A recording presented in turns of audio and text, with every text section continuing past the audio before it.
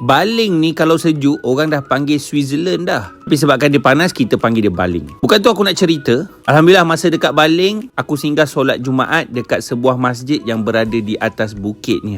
Masjid ni antara bukti yang mana pusat pemerintahan dahulu di Baling pernah berada dekat sini. Yang terletak di kawasan berdekatan dengan Gunung Pulai. Ini nama Imam Masjid Tok Bandar Pulai yang bermula sejak 1880 lagi. Memang masjid ni sangat lama. Bukti pemerintahan dan kerajaan pernah berada dekat sini dahulu. Macam-macam kemudahan ada dekat masjid ni. Macam-macam penghargaan dan sijil juga masjid ni dapat. Tengok tu, punya banyak ada dekat sini.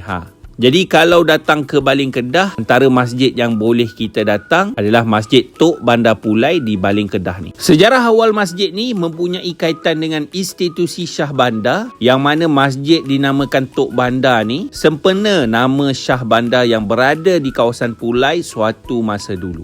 Ni antara view di masjid ni. Selesai je solat, Alhamdulillah kami nak bergerak ke homestay yang kami stay dekat kawasan Baling Kedah ni. So kalau datang ke Baling, singgahlah ke Masjid Tok Bandar Pulai ni. Mana tahu ada orang yang tahu sejarah kan. Bolehlah kongsi dekat ruangan komen. Korang nak tahu tak, aku tinggal dekat sebuah homestay yang menghadap dengan Gunung Pulai ni. Punya cantik weh. Nak tengok tak dalam homestay tu, dan homestay ni kat mana? Komen nak.